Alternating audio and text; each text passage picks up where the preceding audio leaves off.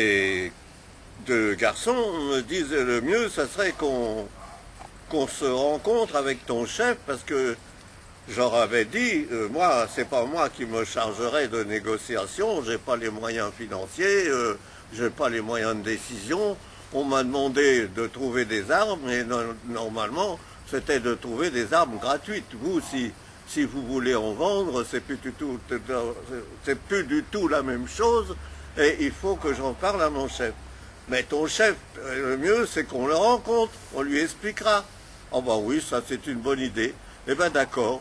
Et alors on prend rendez-vous avec eux et je rentre à Pontoise, je vois Jean-Claude Chavannes et je lui dis, dis donc, j'ai trouvé, je lui raconte toute l'histoire et tu as rendez-vous si tu veux tel jour, à telle heure, dans un bistrot de la porte Clignancourt où tu rencontreras ces deux garçons qui sont susceptibles de te fournir des armes à des prix, paraît-il, raisonnables.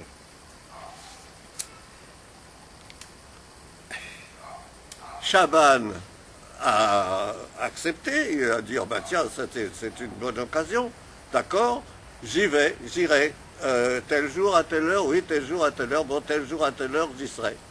Alors Chabannes arrive, à place Clignancourt, on va vers le petit bistrot, où Cosmao et Roibon attendaient, assis à une table au fond du bar, et on se dit bonjour, je leur présente Jean-Claude, et à ce moment-là, Cosmao et Roibon me disent, mais Paul, toi tu sors, on veut discuter seul à seul avec ton chef.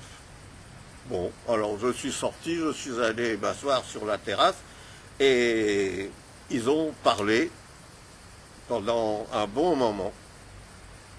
Et puis, ils sont sortis, ils m'ont rejoint sur la terrasse, ils m'ont dit, bon, ben ça va, ouais, on n'est pas tout à fait d'accord, mais on doit se revoir.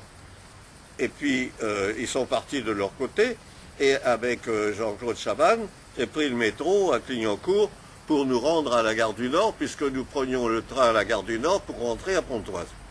En cours de route, dans le train, Jean-Claude m'a raconté un peu l'entrevue. Il m'a dit, tu sais, ils sont drôlement du rail, tes copains. Ils savent très bien que ce qu'ils font là est très dangereux. Il ne faut pas que ça soit su.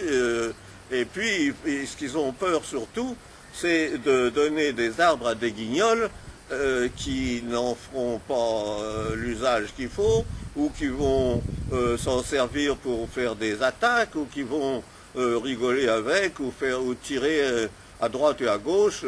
Ils veulent être absolument sûrs de s'adresser à des gens qui ont besoin d'armes pour la résistance et non pas pour faire joujou.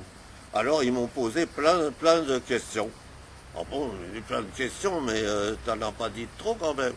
Non, mais enfin, tu sais, je comprends très bien ces garçons, ils vont peut-être nous fournir des armes, ils peuvent pas le faire à n'importe qui. C'est tout à fait logique, c'est tout à fait normal qu'ils s'informent. Bon, tout commence ce jour-là. Toute l'affaire Chabannes commence ce jour-là.